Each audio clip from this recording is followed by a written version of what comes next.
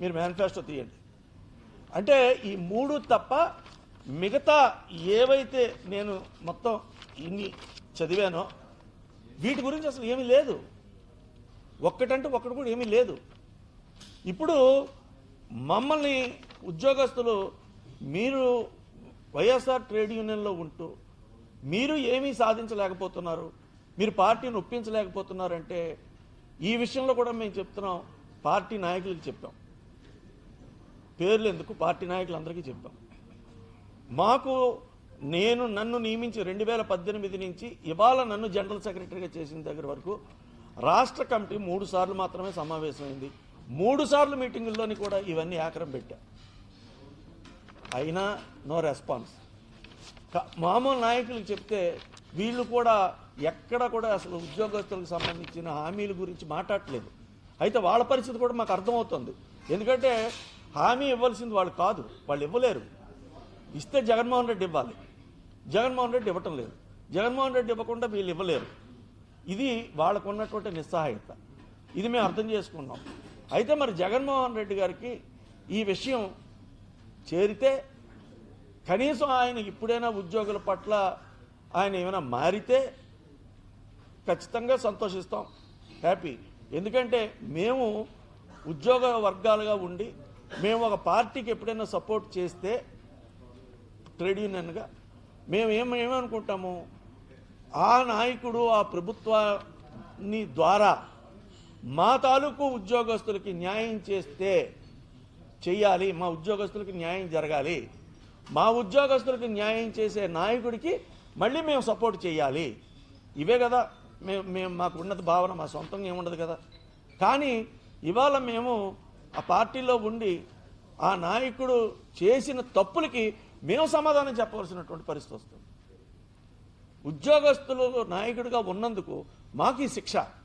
అందుకనే నేను వైఎస్ఆర్సీపీ పార్టీకి అలాగనే state general secretary YSR trade union పోస్ట్కి రెండిటికి కూడా రిజైన్ చేసేస్తున్నాను. నేను ఉద్యోగుల పక్షపాతిగానే మేము ఫస్ట్ నుంచి ఉన్నాము. మేము ప్రజాక్షేత్రంలో లేము, ఉద్యోగ సంఘాల నాయకుడిగానే మేము ఉన్నాం. కాబట్టి మా ప్రయారిటీ మాత్రం ఉద్యోగుల తాలూకు సంక్షేమమే తప్ప మాకు ఇంకొకటి లేదు. ఉద్యోగ సంక్షేమ కార్యక్రమంలో మరి జగన్మోహన్ రెడ్డి గారు తన వైఖరి ఇప్పటికైనా తెలియజేస్తారని చెప్పి ఆశిస్తున్నాను. లేకపోతే ప్రస్తుతం మాత్రం ఉద్యోగ ఉపాధ్యాయ కార్మిక పెన్షనర్లలో తీవ్రమైనటువంటి వ్యతిరేకత ఉంది ఇప్పుడు నేను చెప్తున్నటువంటి ఈ కార్యక్రమంలో. ఎంబీబీ గారికి సపోర్ట్ చేసిన మాట వాస్తవము. ఎందుకంటే నేను ఈస్ట్ కాన్స్టిట్యున్సీలో ఉన్నాను. అయితే నేను ఎంబీబీ గారి దగ్గరికి వెళ్ళినప్పుడు కూడా నాకు ఉద్యోగస్తుల దగ్గర నుంచి ఈ ప్రశ్నలు వచ్చాయి, గట్టిగానే వచ్చాయి.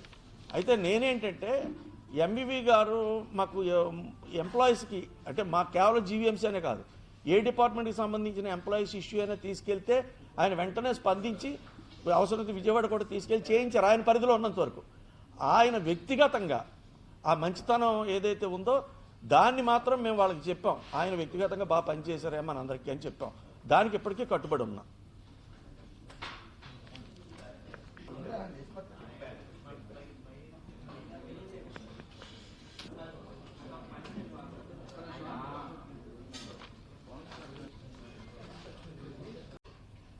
రాజధానిలో ఉన్నటువంటి వాళ్ళకి హెచ్ఆర్ఏ 30%, కానీ ఆ 30% దాన్ని 24%కి తగ్గించేశారు.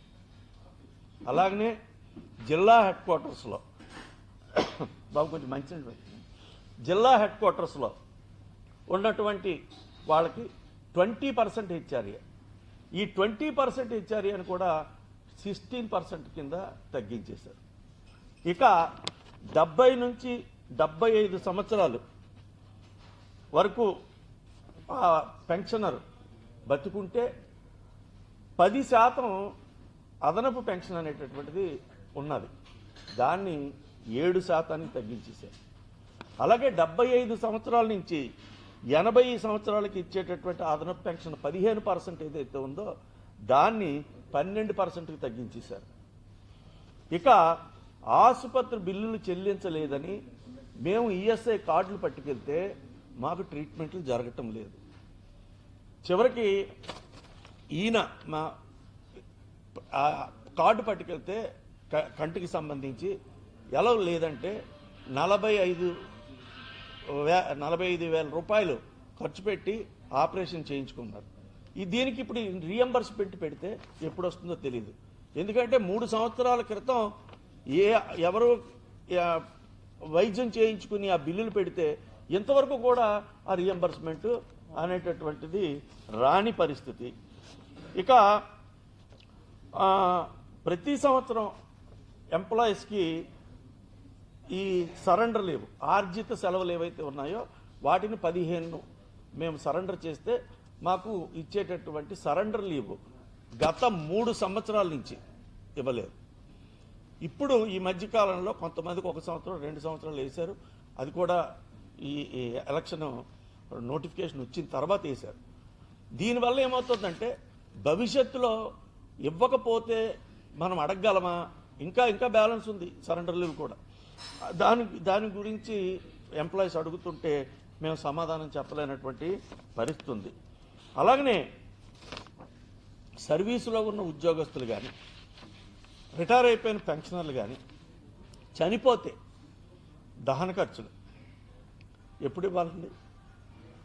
ఆ బాడీ ఉంటుండగా దహన ఖర్చులు అందించి ఏర్పాటు చేయాలి. కానీ దానికి కూడా సంవత్సరాల తరఫున దహన ఖర్చులు కూడా రానటువంటి పరిస్థితి ఇప్పుడు ఉన్నది. అలాగనే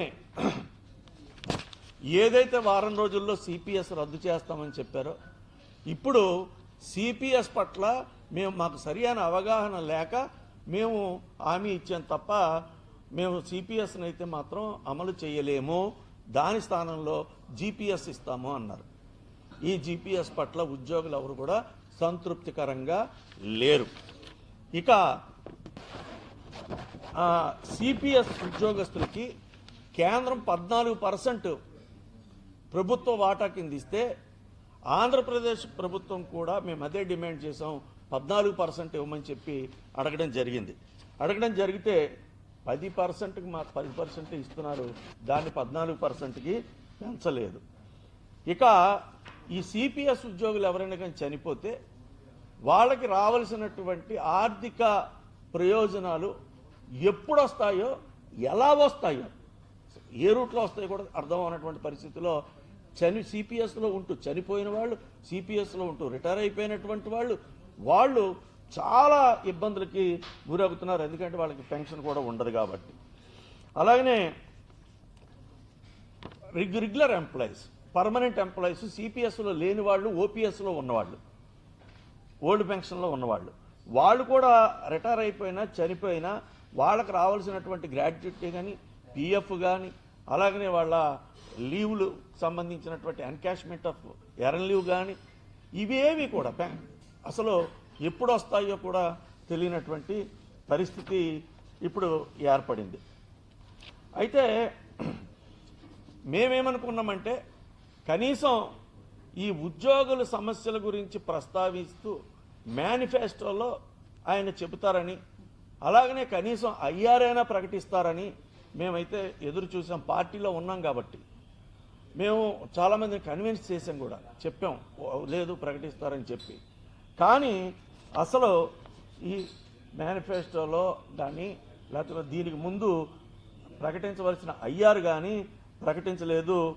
తర్వాత కనీసం ఆయన పలానా కారణాల వల్ల మేము ఉద్యోగస్తులకి మేము మేలు చేయలేకపోయాము, కనీసం నెక్స్ట్ 5 సంవత్సరాలు గెలిస్తే మేము ఉద్యోగస్తులకి ఖచ్చితంగా ఇవి చేస్తాము అని కూడా ఆయన చెప్పలేదు.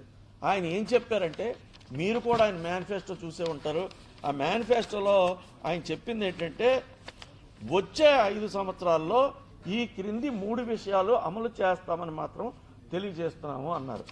ఏమిటా 3 విషయాలు అంటే, జగనన్న విదేశీ విద్యా దీవెనకు ఎంపిక కాని ప్రభుత్వ ఉద్యోగుల పిల్లలు ఈ ఏడాది నుంచి విదేశీ విద్యకు వారు తీసుకునే రుణంలో 10 లక్షల వరకు పూర్తి వడ్డీని కోర్సు పూర్తయ్యే వరకు లేదా గరిష్టంగా 5 ఏళ్ల పాటు చెల్లిస్తాం.